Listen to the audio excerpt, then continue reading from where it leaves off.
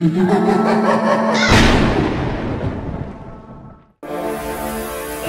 होते. त्या शहरात एक आंधळी चेटकीण राहत होती. त्या चेटकिणीचे दोन्ही डोळे गायब झाले होते. तिला काहीच दिसत नव्हते. मला माहिती आहे तुम्ही सगळे इथे लपलेले आहात. मला दिसत नाही याचा फायदा उचलताय, पण तुम्ही माझ्यापासून सुटू शकत नाही.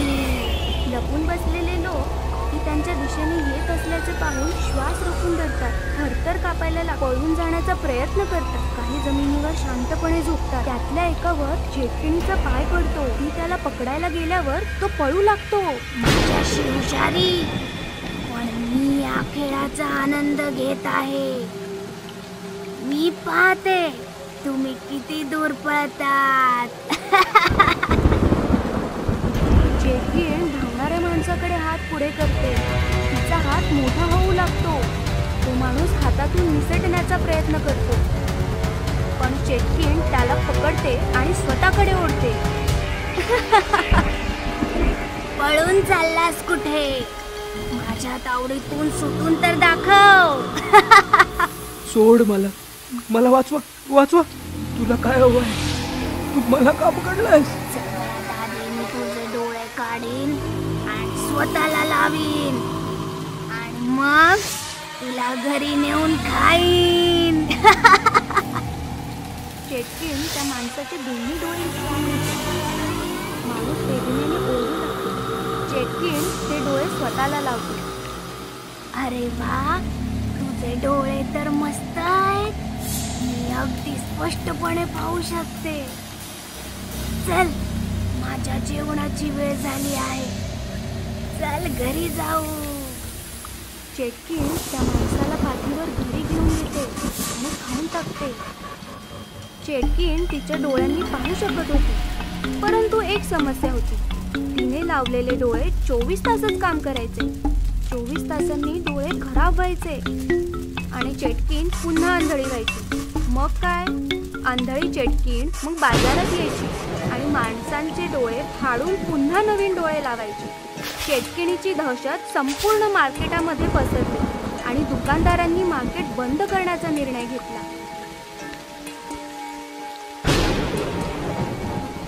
भावांनो, ती अंधळी चेटकीण रोज येत असते आणि कोणाला ना कोणाला घेऊन जाते. पोटी ग्राहकही बाजारात येत नाही. काय करायला पाहिजे?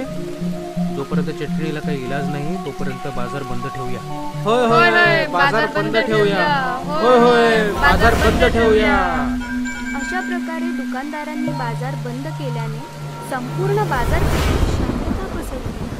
रात्र झाली की चेटकीण बाजारात यायची, पण बाजारात कोणीच नसायचं. चेटकीण खूप शोधायची, पण एकही माणूस सापडायचा नाही. बाजार बंद झाल्यासारखा दिसतोय. आता माझे काय? मला डोळे आणि अन्न कसे मिळणार?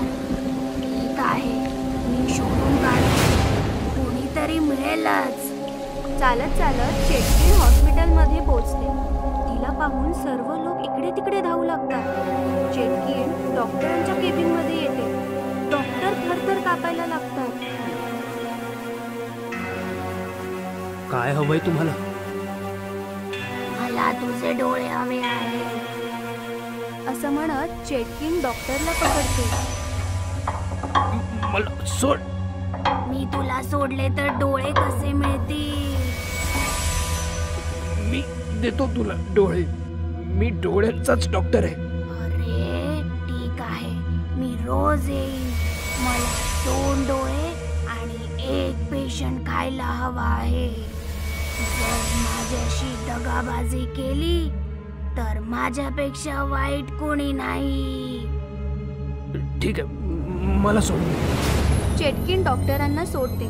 डॉक्टर चेटकिणीला 2 डोळे देतात आणि चेटकीण पेशंटला पाठीवर घेऊन निघून जाते. अशा रीतीने चेटकीण रोज डॉक्टरकडे यायची. डॉक्टर पेशंटचे डोळे काढून चेटकिणीला लावायचा आणि पेशंट त्या चेटकिणीच्या हवाली करायचा. एके दिवशी डॉक्टरांचा शास्त्रज्ञ मित्र डॉक्टरांकडे येतो. डॉक्टर, मला मृत्यूनंतर माझे डोळे तुमच्या हॉस्पिटलमध्ये दान करायचे आहेत. त्याची औपचारिकता पूर्ण करण्यासाठी मी इथे आलो आहे. हो, तुम्ही इथे का आलात? तुम्ही तुमचे डोळे दुसऱ्या हॉस्पिटलमध्ये दान करा. काय झालं डॉक्टर? तुम्ही अस्वस्थ दिसताय. डॉक्टर शास्त्रज्ञाला चेटकिणीबद्दल सांगतात. डॉक्टर, काळजी करू नका. मी चेटकिणीसाठी असे डोळे बनवीन की ती पाहतच राहील. मग शास्त्रज्ञ रात्रंदिवस मेहनत करून चेटकिणीचे डोळे बनवतात आणि डोळे घेऊन डॉक्टरकडे येतात. हे घ्या डॉक्टर, हे डोळे चेटकिणीला लावा. हे कोणत्या प्रकारचे डोळे आहेत? हे कृत्रिम डोळे आहेत. त्यात कॅमेरा आहे ज्यामुळे चेटकिण बघू शकेल. यात आणखी एक खास गोष्ट आहे. खास गोष्ट ती काय? मला या डोळ्यांमध्ये एक मायक्रोबॉम्ब बसवता आला आहे, ज्याचा रिमोट माझ्याजवळ आहे. मग चेटकिणी येते आणि शास्त्रज्ञ पटकन लपतो. डॉक्टरांचे डोळे तयार आहेत की नाही? तयार आहे. तुम्ही झोपा. चेटकिण आडवी होते. शास्त्रज्ञाने दिलेले डोळे डॉक्टर हे काय डोळे आहेत डॉक्टर? याच्यामध्ये तर खूप तेजस्वी प्रकाश आहे. ते एका लहान मुलाचे डोळे आहेत ना, त्यामुळे धारदार आहेत. ठीक आहे, मी जाते. उद्या तयार राहा. असे बोलून चेटकिण निघून जाते. चेटकिण निघून गेली. वैज्ञानिक, बाहेर या. शास्त्रज्ञ बाहेर येतो. मग डॉक्टर आणि शास्त्रज्ञ चेटकिणीच्या मागे मागे हॉस्पिटलच्या बाहेर येतो. आता आपण स्फोट करू शकतो. असे म्हणत शास्त्रज्ञ रिमोट काढतो आणि बटन दाबतो. चेटकिणीच्या डोळ्यात टिक टिकचा आवाज येतो. अहो, हा टिकटिकचा आवाज कसला आहे? मग मोठा आवाज येतो आणि चेटकिणीच्या चिंध्या उडतात. शास्त्रज्ञाच्या बुद्धिमत्तेमुळे चेटकिण मरते आणि संपूर्ण शहर चेटकिणीच्या तावडीतून मुक्त होतं.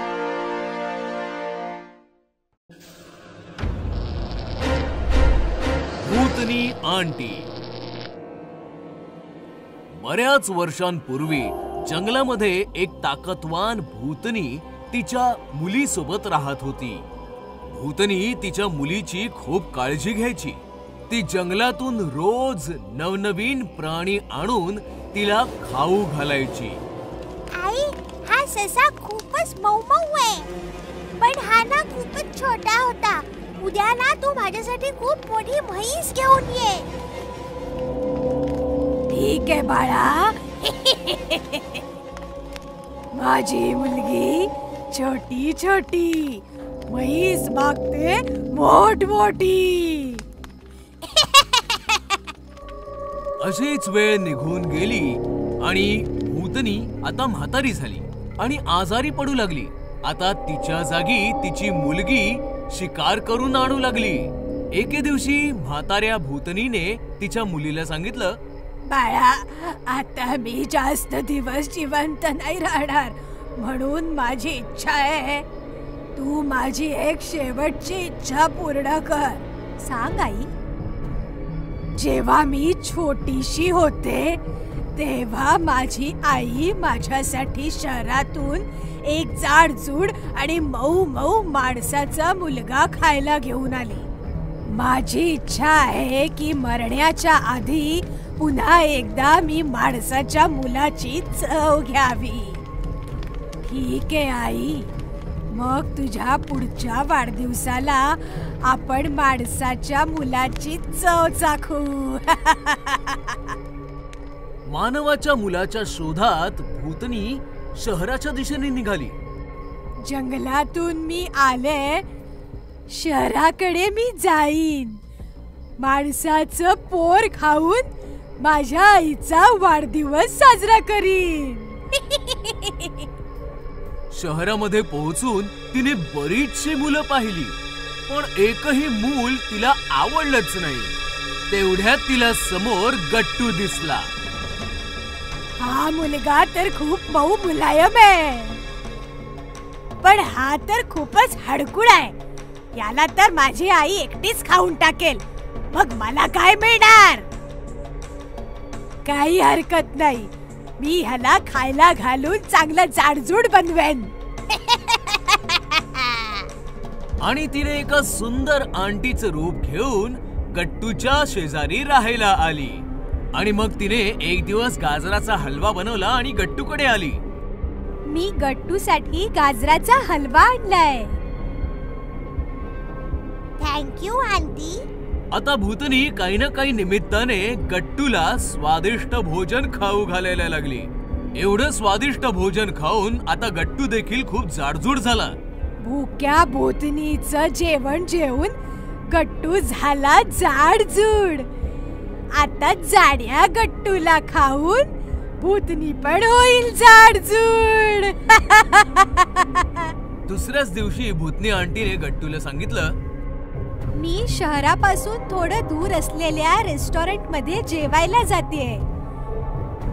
तू माझ्या बरोबर येणार आहेस का?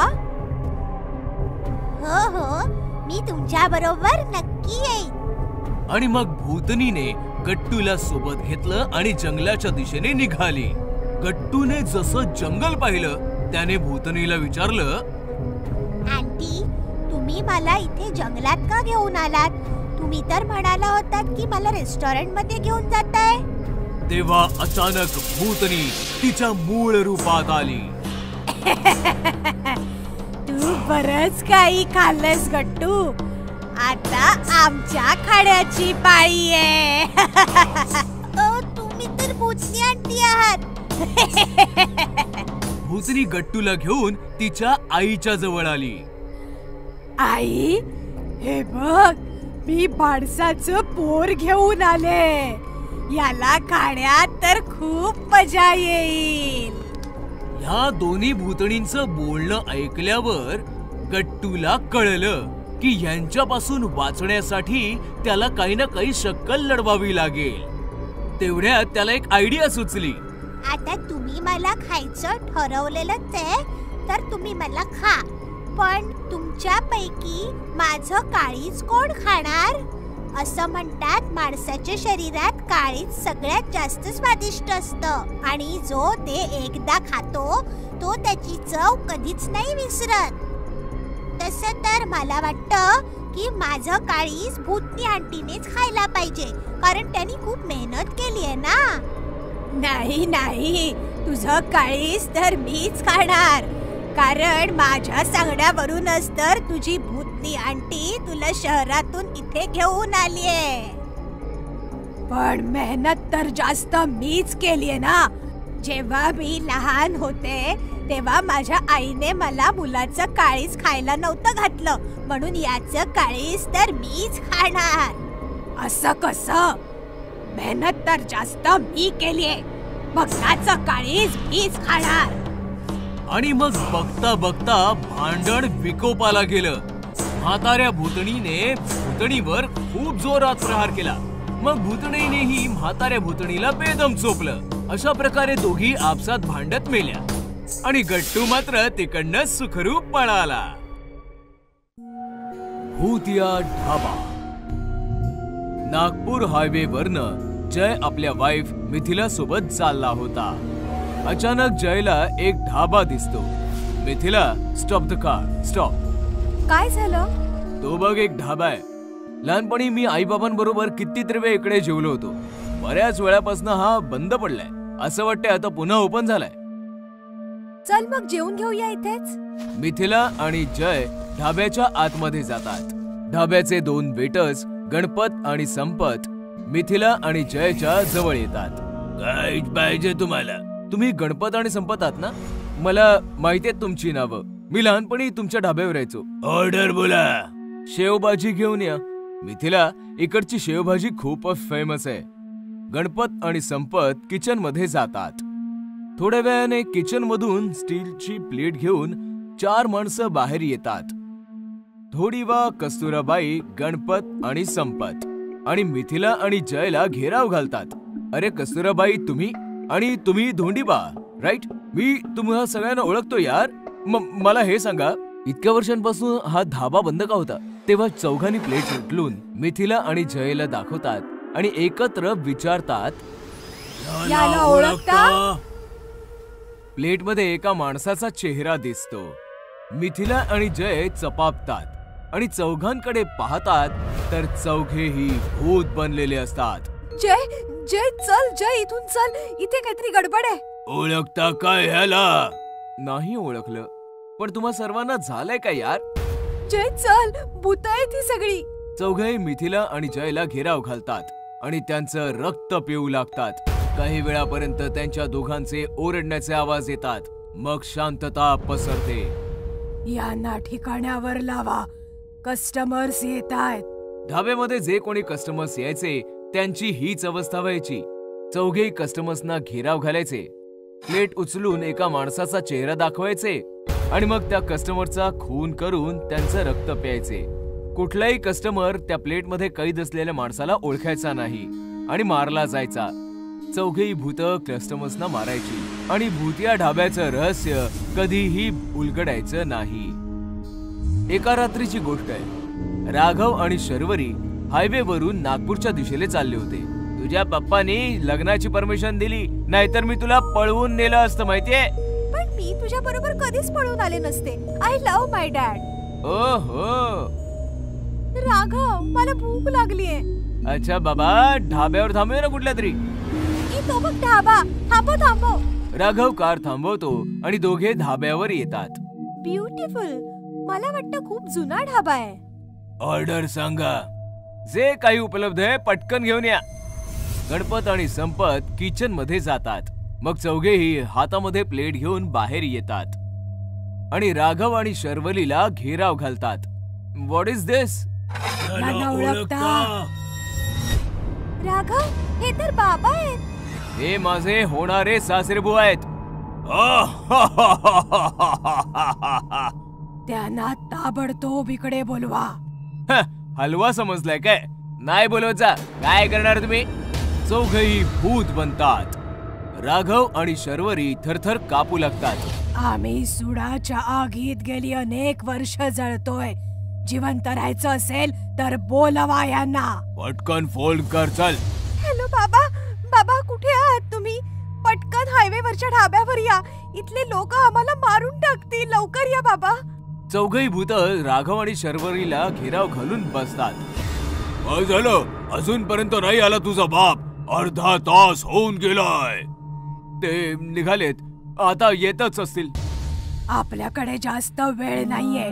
गणपत संपत कामाला लागा. गणपत आणि संपत उठतात आणि धाब्यामध्ये रॉकेल घालायला सुरुवात करतात. रॉकेल वाहू लागतं. हे काय करता तुम्ही? प्लीज, ते येतच असतील. तुम्ही असं नका करू. तू गप्पा बस. आम्ही आमची तयारी करतोय. कसली तयारी? तेवढ्यात शर्वरीचे बाबा तिकडे येतात. शर्वरी तिच्या बाबांना बिलगते. बाबा, बाबा वाचवा आम्हाला. इथून घेऊन चला. बाळा, रडू नकोस. मी आता आलोय ना. काय तात्या सेठ, ओळखलं काय? तात्या सेठ धोबिडाच्या पायांवर पडतो. मला माफ करा. माझ्याकडनं चूक झाली होती. माझी मुलगी आणि जावयाला सोडा. मी तुमच्या पाया पडतो. नक्कीच सोडू. आधी तू तुझ्या मुलीला आणि जावयाला सांग की त्या रात्री काय झालं होतं. कस्तुरा, मला माफी दे. मला लाज वाटते. आपल्या गलिच्छ तोंडातून माझं नाव नको घेऊस. उठ आणि सांग सगळं काय ते खरं. उठतोयस की संपवून टाकूया ना. काय झालंय बाबा? काय झालं होतं त्या रात्री? बाळा, तेव्हा तू लहान होतीस. मी माझ्या मित्रांबरोबर दररोज या धाब्यावर दारू प्यायला यायचो, मजा करायचो. एके रात्री मी दारूच्या नशेमध्ये या धाब्यामध्ये. सांगा बाबा, काय केलं होतं तुम्ही? मी कस्तुराबाईचा रेप केला. काय? शी, तिरस्कार वाटतो मला तुमचा. एवढंच नाही, याने आणखीन एक घाणेरडं काम केलं होतं. याने मला, गणपत आणि संपतला खूप मारलं आणि रॉकेट टाकून आम्हा तिघांना जिवंत जाळलं. तेव्हापासून आमचा आत्मा सुडाच्या आगीत तडफडतोय. आज आमच्या आत्म्याला शांती मिळेल. तात्या, आम्ही रॉकेल ओतलेलंय. बस तुला आज पुन्हा एकदा आग लावायची आहे. तुझ्या मुलीला आणि जावयाला आम्ही काही नाही करणार, पण तुला नाही सोडणार. घे माचिस प्लीज. मी रिक्वेस्ट करतो तुम्हाला. विचार कर, एकटाच जाणार की जावई आणि मुलीला सोबत घेऊन जाणार आहेस? ठीक आहे, मी तयार आहे. बाळा शर्वरी, तू राघवला घेऊन निघ इथून. बाबा, मी तुम्हाला मला सोडून नाही जाणार. हट्ट करू नको शर्वरी, मला माझ्या कर्मांची शिक्षा मिळते. तू निघून जा. राघव बेटा, हिला घेऊन जा आणि हिची काळजी घे. जा बाळा. चल शर्वरी, कम. राघव शर्वरीला घेऊन कारच्या जवळ जातो. तात्या शेठ माचीशी काडी पेटवतो आणि खाली फेकतो. आग भडकते, धाबा जळून राख होतो. भूतांचं हॉस्पिटल. काही वर्षांपूर्वी एका शहरात एक हॉस्पिटल होतं. खरं तर हे एक भूतांचं हॉस्पिटल होतं. तिथले डॉक्टर्स व सगळ्या नर्सेस भूत होते. हॉस्पिटलमध्ये येणाऱ्या रुग्णांना उपचार करण्याच्या नावाखाली ऑपरेशन थिएटरमध्ये घेऊन जात तिथे त्यांना मारून त्यांचं काळीज खात होते. तुम्ही यांना हॉस्पिटलमध्ये आणून खूप चांगलं केलं. आता तुम्ही काही काळजी करू नका. डॉक्टर आता त्यांचा एकदम चांगला इलाज करतील. असं सांगून वॉर्ड बॉय जखमी माणसाला स्ट्रेचरवर झोपवून आत घेऊन गेला. काही वेळानंतर वॉर्ड बॉय परत येऊन म्हणाला, माफ करा, ज्या माणसाला तुम्ही आणलं होतं तो वाचू शकला नाही. पण त्याला तर फक्त पायालाच लागलं होतं. पायाला जखम झाल्याने कोणी कसं मरू शकतं माहित नाही. डॉक्टरनी त्या माणसाला वाचवण्याचा प्रयत्न केला होता. वॉर्ड बॉयचं म्हणणं ऐकून ती दोन्ही माणसं तिथून निघून गेली आणि वॉर्ड बॉय ऑपरेशन थिएटरमध्ये आला. डॉक्टर साहेब, मी त्या दोन्ही माणसांना पाठवून दिलं. आता आपण आरामात त्या माणसाला खाऊ शकतो. रोज असेच लोक आपल्याकडे इलाज करण्यासाठी येऊ देत आणि आपण अशीच पार्टी करत राहू. कित्येक महिन्यांपर्यंत असंच सुरू राहील. एक दिवस मोहित नावाचा माणूस आपल्या वडिलांना घेऊन हॉस्पिटलमध्ये आला. डॉक्टर साहेब, माझ्या बाबांच्या छातीत दुखत आहे. त्यांच्यावर काहीतरी उपचार करा. मला वाटतं यांचं लवकरात लवकर ऑपरेशन करावं लागेल. ऑपरेशन? पण त्यांच्या छातीत तर निव्वळ दुखत होतं. छातीतलं दुखणं कधीच निव्वळ नसतं. तुम्ही इथेच थांबा. मी त्यांना ऑपरेशन थिएटरमध्ये नेतो व त्यांच्यावर उपचार करतो. वॉर्ड बॉय आणि डॉक्टर मोहितच्या वडिलांना ऑपरेशन थिएटरमध्ये घेऊन गेले. मग काही वेळानंतर वॉर्ड बॉय आणि डॉक्टर मोहितकडे आले आणि म्हणाले, माफ करा, आम्ही तुमच्या बाबांना नाही वाचवू शकलो. काय? अहो, पण त्यांना छातीत हलकसं दुखत होतं. मी तुम्हाला आधीच म्हटलं होतं की छातीतलं दुखणं कधीच साधं सुधं नसतं. मोहित त्याच्या वडिलांचा मृतदेह घेऊन घरी परतला. पण त्याला डॉक्टरचं म्हणणं काही पटत नव्हतं. नक्कीच यात काहीतरी काळबेरं आहे. माझे बाबा असे अचानक नाही मरू शकत. या रहस्याचा पत्ता लावलाच पाहिजे. हा विचार करत असताना तो दुसऱ्या दिवशी हॉस्पिटलमध्ये गेला आणि हळूच ऑपरेशन थिएटरमध्ये लपून बसला. आता बघतोच हा डॉक्टर कसं ऑपरेशन करतो ते. काही वेळानंतर डॉक्टर, नर्सेस, वॉर्ड बॉय एका रुग्णाला घेऊन ऑपरेशन थिएटरमध्ये आले. चला, याचा इलाज करूया. डॉक्टर असं म्हणताच सगळेजण आपल्या भूताच्या रूपात आले. हे पाहतात मोहित थरथर कापू लागला. हे सगळे तर भूत आहेत. चला, या रुग्णाचं हृदय काढूया. मज्जा आली. मला माणसांची हृदय खूप चविष्ट लागतात. थोडंसं आम्हालाही द्या डॉक्टर साहेब. हे घ्या, तुम्ही खा आणि तुम्ही पण खा. भूतांना माणसांचं काळीज खाताना पाहून मोहितला उलटी झाली आणि भूतांनी त्याला पाहिलं. तू इथे काय करतोयस? मी चुकून इथे आलो. मला जाऊ द्या. ठीक आहे, जा. फक्त तुझं काळीज इथे ठेवून जा. आज तुम्ही मला जाऊ दिलं तर एका काळजाच्या बदल्यात उद्या मी 2 काळीज आणून देईन. काय? 2 काळीज? हो, मी उद्या 2 माणसांची काळीज घेऊन येईन. एकाच्या बदल्यात 2? ठीक आहे, पण लक्षात ठेव, जर तू उद्या आला नाहीस तर? नाही, मी उद्या नक्की येईन. असं सांगून मोहित आपला जीव वाचवून भूतांच्या हॉस्पिटलमधून बाहेर पडला. आज तर वाचलो. पण उद्या या भूतांसाठी मी 2 माणसं कुठून आणू? हा विचार करत तो आपल्या घराच्या दिशेने जात होता की तेव्हाच त्याची नजर भिंतीवरच्या पोस्टरवर पडली. बंगाली तांत्रिक कुठल्याही प्रकारच्या भूत प्रेतचा इलाज करण्यासाठी संपर्क साधा.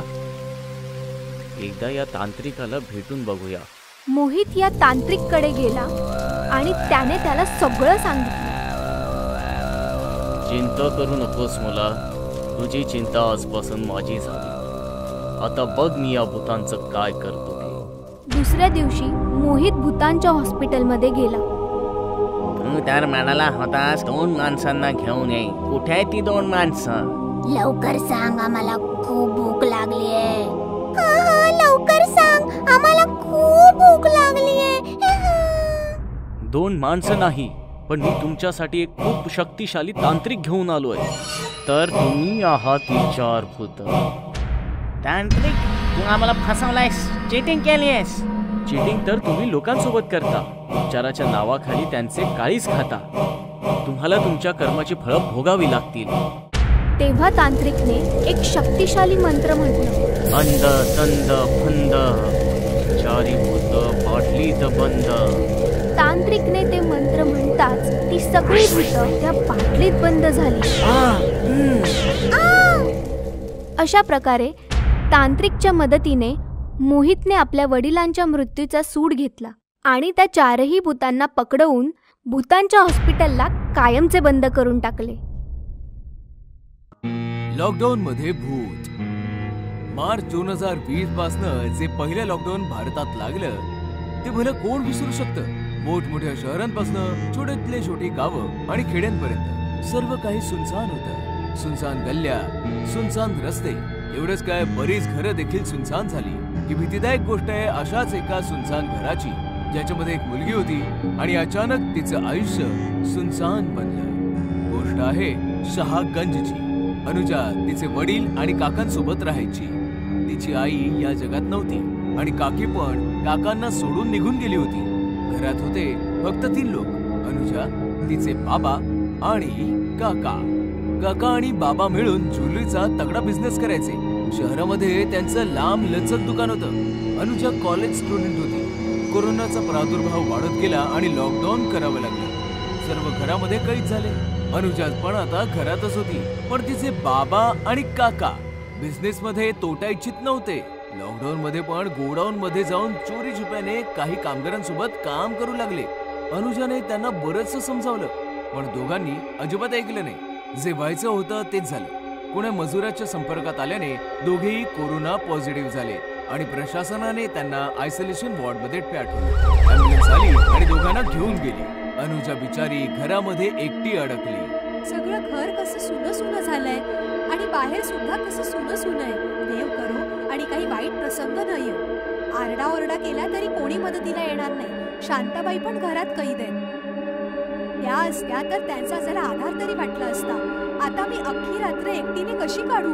आधी तर सगळं नॉर्मल होतं. जेवण जेवून दिवसा टीव्ही बघण्यामध्ये आणि रात्री फ्रेंड्स बरोबर चॅट करण्यामध्ये निघून जायचा. पण जसा दुसऱ्या दिवसाचा सूर्य उगवला, अरे बापरे, 12 वाजले आणि मी अजूनपर्यंत झोपून होते. पटकन फ्रेश होते आणि जेवण करते की तेवढ्यात अचानक डोरबेल वाजली. आता यावेळी कोण आलं असेल? दरवाजा उघडू की राहू दे? कोरोना पॉझिटिव्ह निघाला तर? कोणी लफंग तर आला नसेल संधीचा फायदा घ्यायला? डोरबेल वारंवार वाजत होती. अनुजाने विचार केला ती दरवाजा उघडणार नाही, पण तिच्याने राहवलं गेलं नाही. तिने की होल मधनं पाहिलं. बाहेर एक पोलीस उभा होता. अनुजाने पटकन दरवाजा उघडला. मॅडम, तुमच्या घराच्या समोरच माझी ड्युटी लागली आहे. तहान लागली आहे, पाणी पाहिजे जरा. हा, हे काय आहे? तुम्ही मास्क पण नाही लावलाय. तुम्ही जरा दूर उभे राहा. मॅडम, कडक उन्हात ड्युटी करतोय, आधीच घाम गळतोय. मास्क लावला तर गुदमारूनच परत जाऊ. डोंट वरी, आमची रोज टेस्टिंग होत असते. आम्ही पॉझिटिव्ह नाही आहोत. अनुजाने आतनं पाणी आणलं. पाणी प्यायल्यानंतर पोलीस निघून गेला. मग काय, रोज पोलीस येऊन डोरबेल वाजवायचा. रोज अनुजाकडनं पाणी मागून प्यायचा आणि मग निघून जायचा. एके दिवशी मात्र हद्द झाली. वारंवार बेल वाजत होती. अनुजाने सेफ्टीसाठी डोर होलमधनं बाहेर पाहिलं तर कोणीही नव्हतं. तरीही डोर बेल वाजत होती.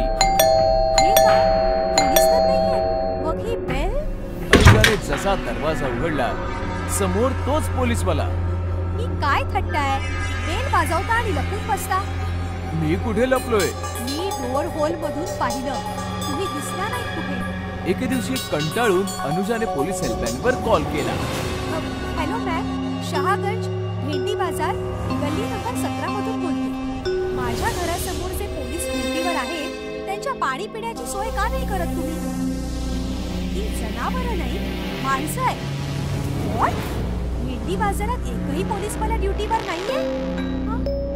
अनुजाने खिडकीवरचा पडदा सारला. बाहेर एकही पोलीसवाला नव्हता.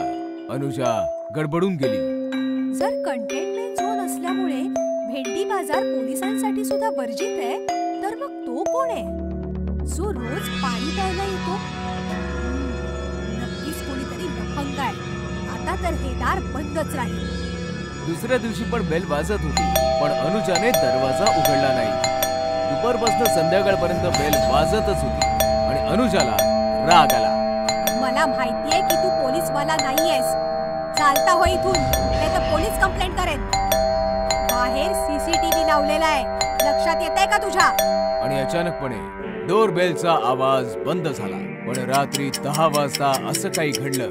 जेवण जेवून अनुजा जशी बेडरूम मध्ये आली, तिने पाहिलं की बेडवर कोणीतरी आहे. कोण आहेस तू आणि आत कसा आलास? जसा तो अनुजाच्या दिशेने वळला, अनुजाचा थरकाप उडाला. तोच पोलीस होता, पण जिवंत नाही, मेलेल्या भयंकर भूताच्या रूपात. अनुजा इकडे तिकडे पळू लागली. दरवाजे उघडू लागली, पण सर्व दरवाजे बाहेरून बंद होते. अनुजा ओरडू लागली, पण लॉकडाऊन मध्ये तिचा आवाज भला कोण ऐकणार? अनुजा ओरडत राहिली आणि अचानकपणे भूत तिच्या मागे येऊन उभं राहिलं. तुला काय वाटलं? तू दरवाजा नाही उघडलास तर मी आतमध्ये नाही येऊ शकणार. काय काय हवंय तुला? बदला. मी काय बिघडवलंय तुझं? तू नाही, तुझ्या काका आणि बाबाने. त्यांनी काय केलंय? स्मगलिंगचं सोनं विकायचे. मी छापा मारला तर मला लाच दिली. मी लाच जास्त मागितली तर दोघांनी मला मारून भट्टीमध्ये वितळवलं. आता मी तुला नाही सोडणार. भूताने अनुजाचा गळा आवळला. अनुजा ओरडू लागली आणि अचानक भूताने तिला सोडून दिलं. नाही, मी तुला नाही मारणार. त्यांनी मला मारून माझी पोरं अनाथ केली. मी त्यांना मारून तुला अनाथ करेन. असं म्हणून भूत गायब झालं. अनुजा रात्रभर रडत होती. कोणालाच कॉल करू शकत नव्हती, कारण की मोबाईल दरवेळी नेटवर्क विसरायचं. घरातून पळू शकत नव्हती, कारण की दरवाजे बाहेरून बंद होते. अचानकपणे हॉस्पिटलमधून फोन आला आणि असं कळलं की तिच्या काकांचा कोरोनामुळे मृत्यू झालाय. आणि मग पुन्हा नेटवर्क निघून गेलं. अनुजा फोन आपटत बसली आणि अचानक भूत आलं आणि हसत हसत म्हणाला, मृत्यू कोरोनामुळे नाही, व्हेंटिलेटर बंद झाल्यामुळे झालाय. असं म्हणत हसत हसत तो गायब झाला. अनुजा पूर्णपणे हतबल होती. रडून रडून झोपली आणि दुसऱ्या दिवशी सकाळी पुन्हा कॉल आला. ऑक्सिजन लेवल कमी झाल्यामुळे तिचे वडीलही जिवंत नव्हते. हे ऐकताच तर अनुजा जिवंत प्रेत झाली. भूत परत आलं आणि हसत हसत म्हणालं, मृत्यू ऑक्सिजनमुळे नाही, ऑक्सिजन मास्क काढल्यामुळे झालाय. आता तू माझाही गळा दाबून टाक, मारून टाक मला, मारून टाक. नाही, तुला मरायचं नाहीये. तुला फक्त तडफडत राहायचंय. निघतो मी. त्या दिवसानंतर भूत परत कधी नाही फिरकलं. 6 महिन्यांनंतर लॉकडाऊन संपलं. तरी पण अनुजा घराच्या बाहेर नाही आली. तिने स्वतःला घरामध्येच कैद केलं आणि कायमसाठी तिने स्वतःला लॉकडाऊन केलं. भूतांचं हॉस्पिटल. काही वर्षांपूर्वी एका शहरात एक हॉस्पिटल. खरं तर हे एक भूतांचं हॉस्पिटल. तिथले डॉक्टर्स व सगळ्या नर्सेस भूत होते. हॉस्पिटलमध्ये येणाऱ्या रुग्णांना उपचार करण्याच्या नावाखाली ऑपरेशन थिएटरमध्ये घेऊन जात. तिथे त्यांना मारून त्यांचं काळीज खात होते. तुम्ही यांना हॉस्पिटलमध्ये आणून खूप चांगलं केलं. आता तुम्ही काही काळजी करू नका. डॉक्टर आता त्यांचा एकदम चांगला इलाज करतील. असं सांगून वॉर्ड बॉय जखमी माणसाला स्ट्रेचरवर झोपवून आत घेऊन गेला. काही वेळानंतर वॉर्ड बॉय परत येऊन म्हणाला, माफ करा, ज्या माणसाला तुम्ही आणलं होतं तो वाचू शकला नाही. पण त्याला तर फक्त पायालाच लागलं होतं. पायाला जखम झाल्याने कोणी कसं मरू शकतं माहित नाही. डॉक्टरनी त्या माणसाला वाचवण्याचा प्रयत्न केला होता. वॉर्ड बॉयचं म्हणणं ऐकून ती दोन्ही माणसं तिथून निघून गेली आणि वॉर्ड बॉय ऑपरेशन थिएटरमध्ये आला. डॉक्टर साहेब, मी त्या दोन्ही माणसांना पाठवून दिलं. आता आपण आरामात या माणसाला खाऊ शकतो. रोज असेच लोक आपल्याकडे इलाज करण्यासाठी येऊ देत आणि आपण अशीच पार्टी करत राहू. कित्येक महिन्यांपर्यंत असंच सुरू राहील. एक दिवस मोहित नावाचा माणूस आपल्या वडिलांना घेऊन हॉस्पिटलमध्ये आला. डॉक्टर साहेब, माझ्या बाबांच्या छातीत दुखत आहे. त्यांच्यावर काहीतरी उपचार करा. मला वाटतं यांचं लवकरात लवकर ऑपरेशन करावं लागेल. ऑपरेशन? पण त्यांच्या छातीत तर निव्वळ दुखत होतं. छातीतलं दुखणं कधीच निव्वळ नसतं. तुम्ही इथेच थांबा. मी त्यांना ऑपरेशन थिएटरमध्ये नेतो व त्यांच्यावर उपचार करतो. वॉर्ड बॉय आणि डॉक्टर मोहितच्या वडिलांना ऑपरेशन थिएटरमध्ये घेऊन गेले. मग काही वेळानंतर वॉर्ड बॉय आणि डॉक्टर मोहितकडे आले आणि म्हणाले, माफ करा, आम्ही तुमच्या बाबांना नाही वाचवू शकलो. काय? अहो, पण त्यांना छातीत हलकसं दुखत होतं. मी तुम्हाला आधीच म्हटलं होतं की छातीतलं दुखणं कधीच साधं सुधं नसतं. मोहित त्याच्या वडिलांचं मृतदेह घेऊन घरी परतला. पण त्याला डॉक्टरचं म्हणणं काही पटत नव्हतं. नक्कीच यात काहीतरी काळबेरं आहे. माझे बाबा असे अचानक नाही मरू शकत. या रहस्याचा पत्ता लावलाच पाहिजे. हा विचार करत असताना तो दुसऱ्या दिवशी हॉस्पिटलमध्ये गेला आणि हळूच ऑपरेशन थिएटरमध्ये लपून बसला. आता बघतोच हा डॉक्टर कसं ऑपरेशन करतो ते. काही वेळानंतर डॉक्टर, नर्सेस, वॉर्ड बॉय एका रुग्णाला घेऊन ऑपरेशन थिएटरमध्ये आले. चला, याचा इलाज करूया. डॉक्टर असं म्हणताच सगळेजण आपल्या भूताच्या रूपात आले. हे पाहतात मोहित थरथर कापू लागला. हे सगळे तर भूत आहेत. चला, या रुग्णाचं हृदय काढूया. मज्जा आली. मला माणसांची हृदय खूप चविष्ट लागतात. थोडंसं आम्हालाही द्या डॉक्टर साहेब.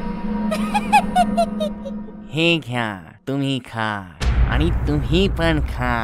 भूतांना माणसांचं काळीज खाताना पाहून मोहितला उलटी झाली आणि भूतांनी त्याला पाहिलं.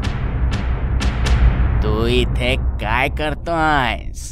मी चुकून इथे आलो. मला जाऊ द्या. ठीक आहे, जा.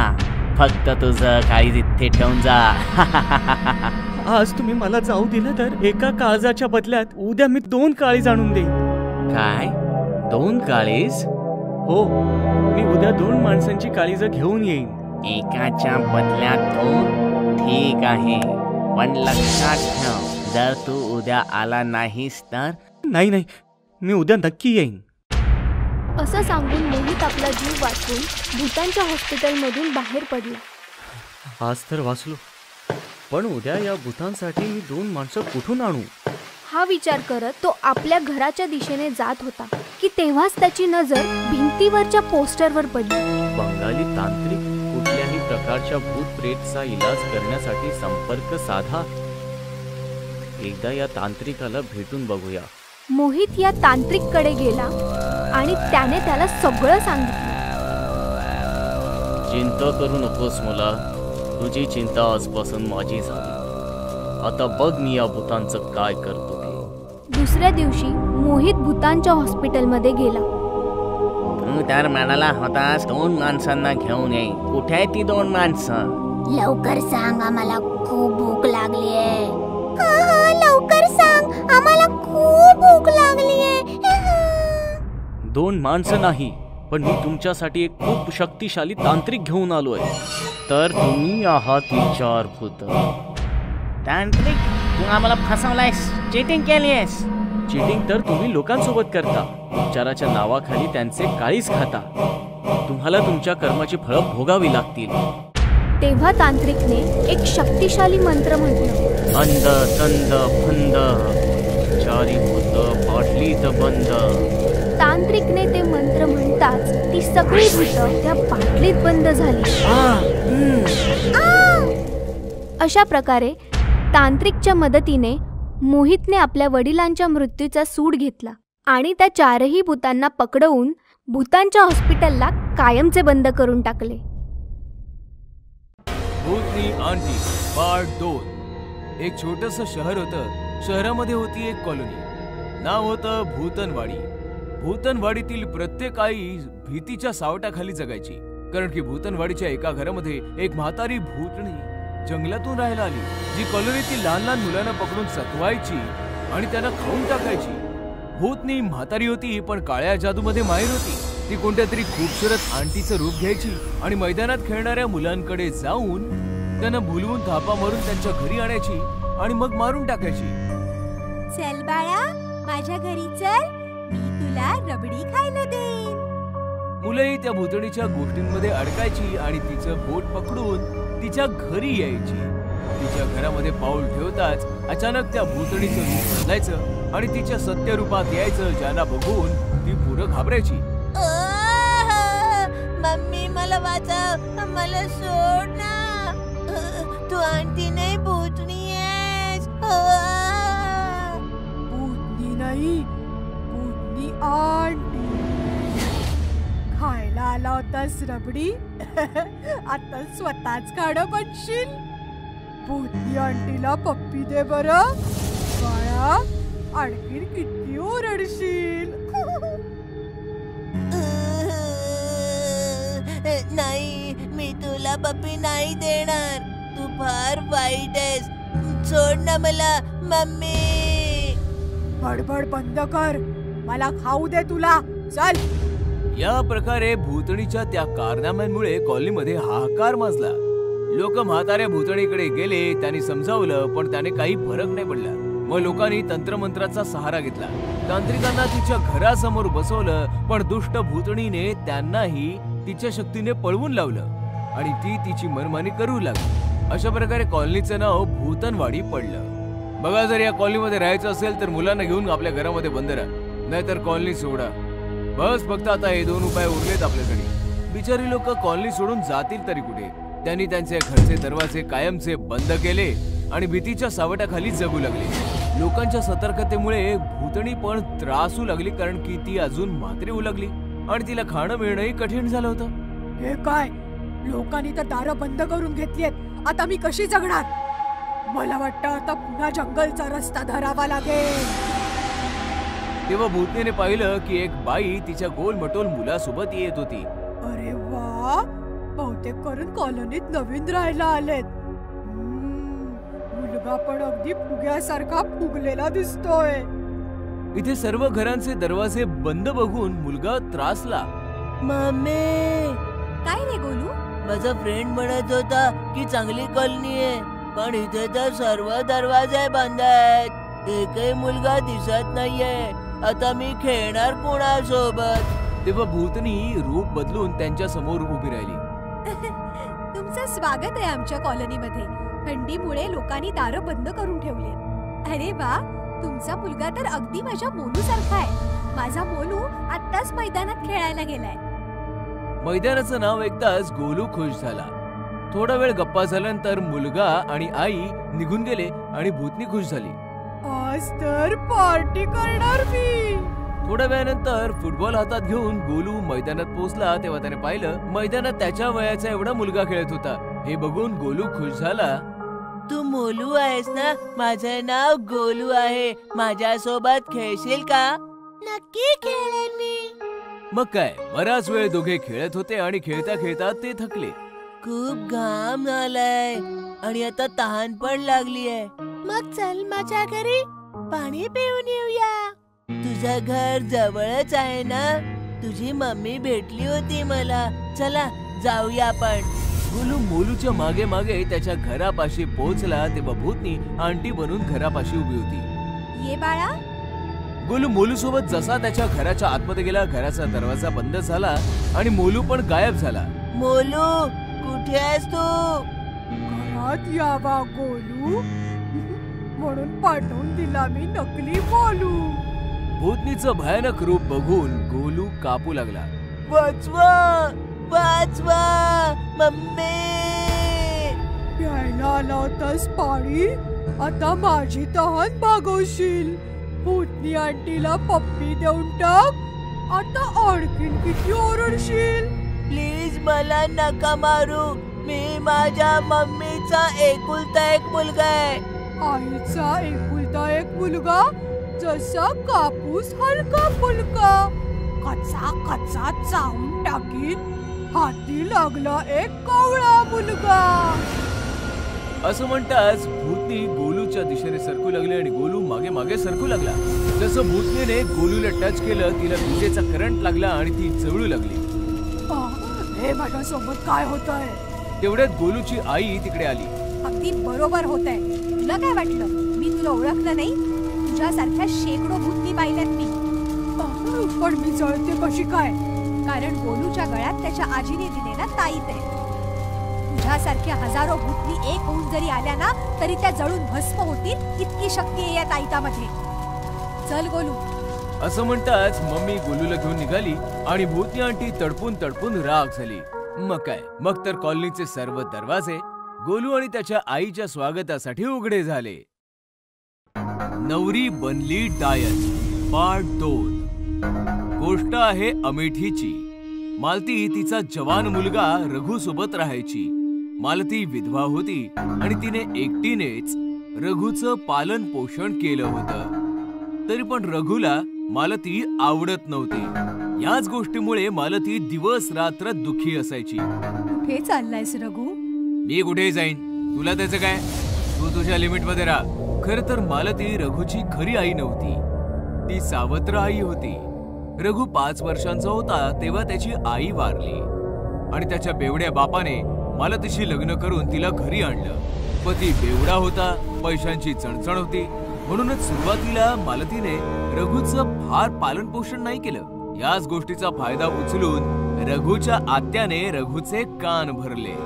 रघु बाळा, खीर आणले, चल खाऊन घे. आई आई ग, माझा पोरगा किती वाळून गेलाय. सावत्र आई नक्कीच जेवायला देत नसणार. काय करणार, सावत्र आया असतातच तशामुळे. पिक्चर मध्ये बघितलंय ना, सांभाळून राहा त्या जखिणीपासनं. आत्या सतत विष कालवत राहिली आणि काही दिवसातच रघुला मालतीचा तिरस्कार वाटू लागला. कमकुवत बेवड्या बापाचं एकदा निधन झालं आणि रघु मालतीपासनं खूप दुरावला. पण मालतीचं रघुवर तिच्या जीवापाड प्रेम होतं. तिने चहाचं दुकान उघडून रघुचं पूर्ण पालन पोषण केलं. हळूहळू परिस्थिती बदलली, पण रघु मात्र काही बदलला नाही. तो मालतीचा तिरस्कारच करू लागला. याच आठवणी आठवून मालती रडत होती आणि तेवढ्यात रघुचा फोन आला. मालती फोनवर रघु सोबत बोलली तर ती हैराण झाली, कारण की रघु कोण्या मुलीसोबत लग्न करून आला होता. तेव्हा रघुची आत्या आली. अगं मालती, आपला रघु बायकोला घेऊन येतोय. नुसती बघत उभी काय राहिलीस? नव्या नवरीच्या स्वागताची तयारी कर. मालतीने काही न सांगता पटापट सगळ्या तयारी केल्या. दरवाजाच्या मधोमध तांदळाने भरलेलं एक मापटं ठेवलं. गृहप्रवेशाच्या सर्व तयाऱ्या झाल्या. अर्ध्या तासानंतर रघु त्याची बायको घेऊन आला. बायको खूपच सुंदर होती. बाळा, हे मापटं ठेवलंय ते उलांड आणि आरती. आत्या आणि रघु गप्पा मारण्यात दंग होते, तर मालती मुलीचा गृहप्रवेश करण्यात. नवरीने तिचा उजवा पाय उचलून मापट्याच्या दिशेने वळवला तर तिचा पाय बघून मालतीचं डोकं चक्रावलं. तिचा पाय अगदी उलटा होता. विवाहितेने उलट्या पावलांनी तांदळाचं मापटं उलाटलं आणि मालतीकडे पाहून फार विचित्रपणे हसली. मालती घाबरली आणि घाबरून स्वतःच्या रूम मध्ये गेली. रघुला कळलंच नाही की मालतीला अचानकपणे असं काय झालं. मी म्हटलं होतं ना तुला, या हडळीला तुझ्या लग्नामुळे आनंद झाला नसणार. बिचाऱ्या नव्या नवरीचं स्वागत पण नीट नाही केलं. काही हरकत नाही, मी आहे ना, मी सगळी तयारी केलेली आहे. चल बाळा, तुझ्या खोलीत चल. आत्या नवरीला घेऊन निघाली आणि रघु तिथेच उभ्या उभ्या मालतीच्या रूमकडे रागाने पाहू लागला. अर्धी रात्र उलटली होती. मालती तिच्या रूम मध्ये फार टेन्शन मध्ये होती आणि तेवढ्यात आत्या तिकडे आली. अगे स्वार्थी बाई, नव्या नवरीला तिथेच सोडून पळून आलीस तू. त्या मुलीशी लग्न करून रघुने चांगलं नाही केलं. ती मुलगी नाही, हडळ आहे ती. आता तर तू हेच म्हणणार, तुझा प्लॅन फसलाय ना आता. कोणता प्लॅन? तुझ्या भावाच्या मुलीला रघुच्या गळ्यात बांधायचं होतं ना तुला, पण मी असं होऊ नाही दिलं. तुम्ही पहिल्यापासून ओळखता या मुलीला? मुलीला नाही ओळखत मी, पण रघुने भेटवलं होतं मला हिला. प्रेम करतो तो तिच्यावर. मग मी म्हटलं लग्न करून टाका. खूप चुकीचं केलं तुम्ही. रघुचं आयुष्य उद्ध्वस्त केलं. आत्या तिथून रागावून निघून गेली आणि लपून रघुच्या रूमच्या समोर आली. आता बघते मी आत दोघांमध्ये काय मस्ती चाललीये. आत्याने हळूच हाताने दरवाजा तर तो पटकन उघडला. आतमध्ये रघु बिछाण्यावर झोपला होता, पण नवी नवरी मात्र बिछाण्यावर नव्हती. अरे, ही नवी नवरी कुठे निघून गेली? तेव्हा बुवाची नजर वर फॅनवर गेली आणि तिचे डोळे विस्फारले. लग्नाच्या कपड्यात एक भयानक म्हातारी डायन फॅनला उलटी लटकून फिरत होती आणि आत्याकडे पाहून जोर जोरात हसत होती. नाही सोडणार, कोणालाच नाही सोडणार, सगळ्यांना मारून टाकेन. आत्या तिकडनं पळाली आणि सरळ मालतीच्या रूम मध्ये आली. खरंच बोलत होतीस तू, ती मुलगी एक भयानक हडळ आहे. मी तर तिचे उलटे पाय आधीच बघितले होते. मग तेव्हा काही बोलली का नाहीस तू? हे राम, आता काय होणार? काय फायदा? मी सांगितलं जरी असतं तरी तुम्ही माझ्यावर विश्वास ठेवला नसता. ते सगळं सोड आणि हे सांग की रघुला कसं वाचवायचंय. ती हडळ रघुला नाही सोडणार.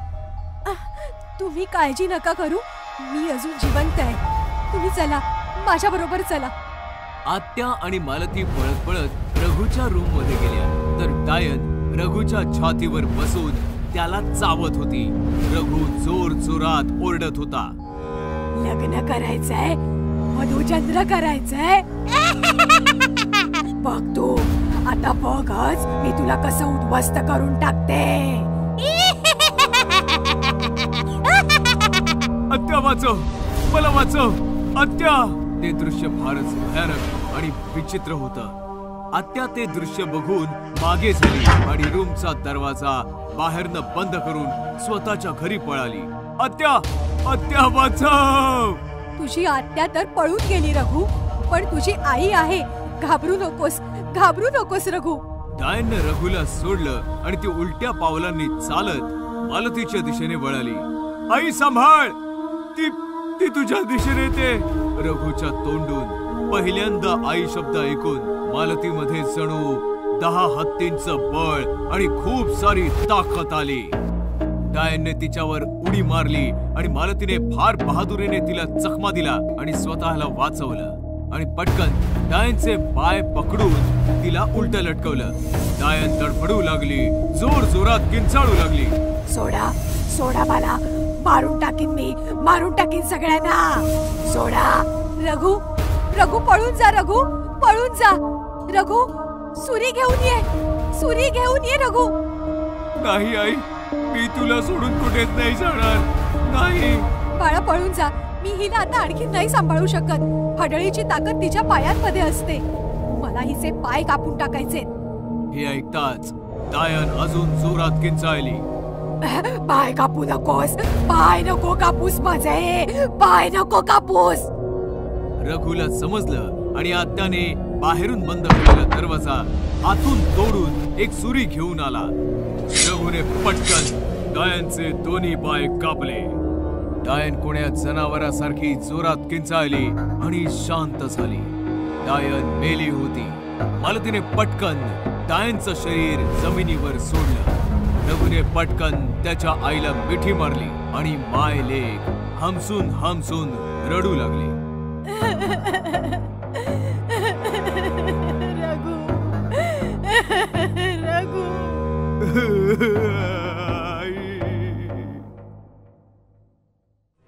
मित्र बनला भूत ही घटना आहे पुण्यातील. आयुष पुण्याच्या DK पाटील कॉलेजमध्ये फर्स्ट इयरला होता. त्याचं 12वी पर्यंतचं सर्व शिक्षण DK पाटील कॉलेजमधूनच झालं होतं. आयुषला IAS बनायचं होतं आणि त्यासाठी तो कॉलेजच्या लायब्ररीत दिवस रात्र अभ्यास करत असे. एक दिवस आयुषने लायब्रेरियनला विचारलं, टाइम्स ऑफ इंडिया कुठे आहे?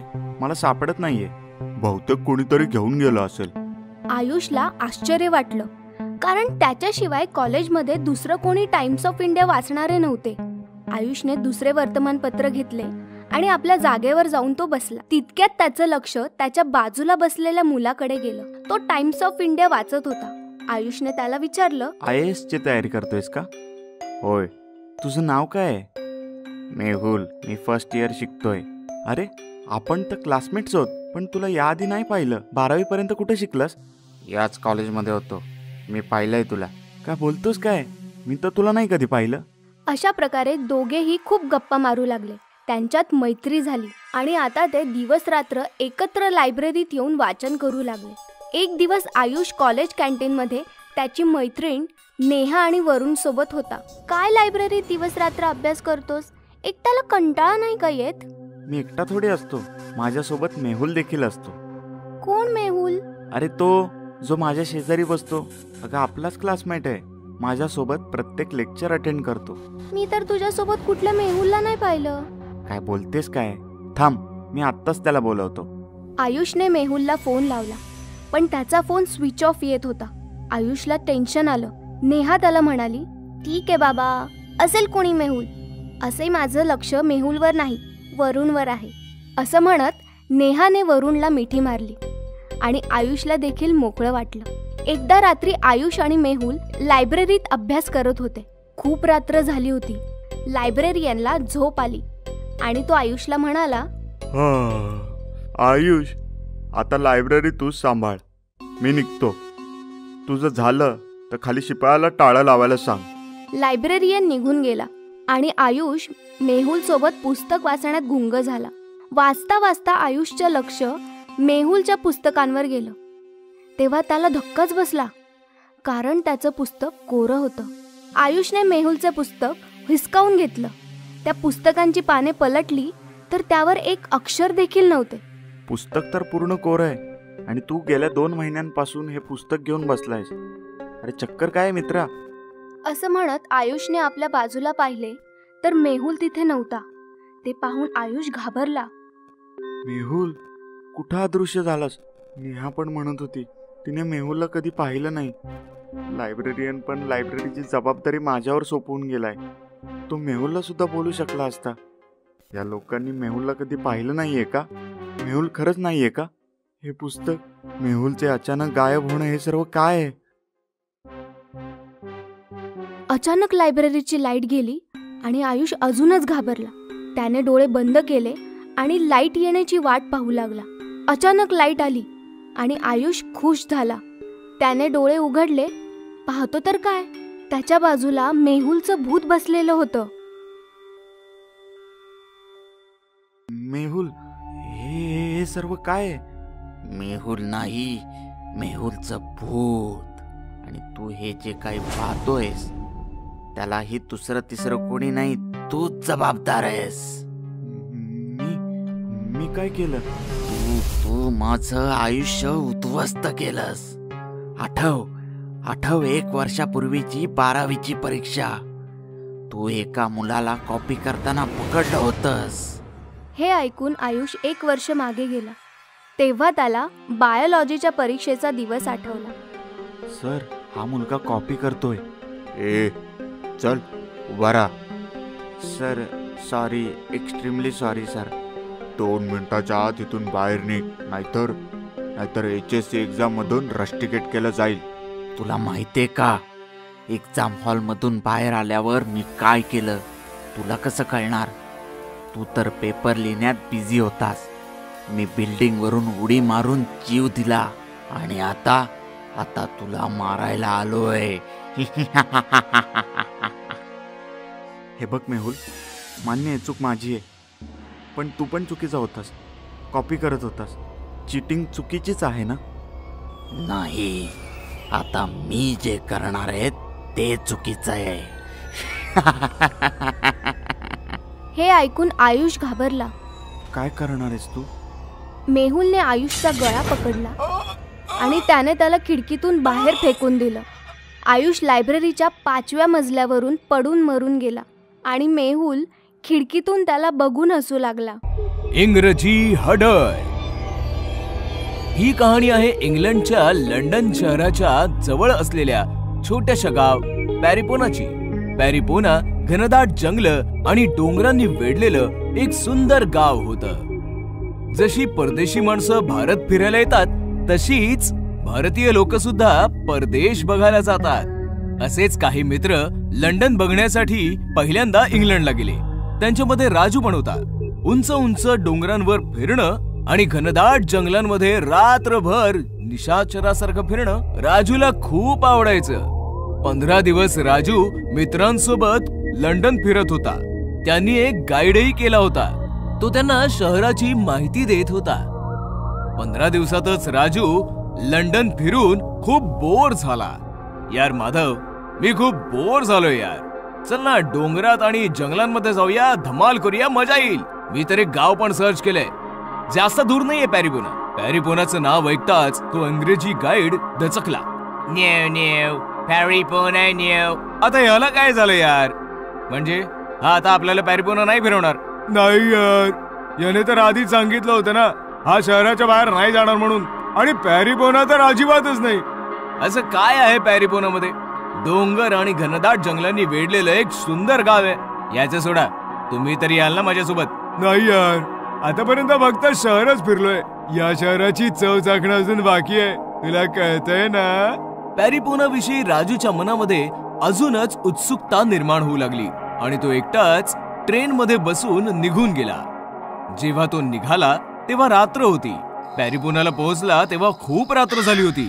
चारी दिशांना काळे काळे डोंगर आणि घनदाट जंगल होतं आणि मधोमध होतं पॅरिपोना.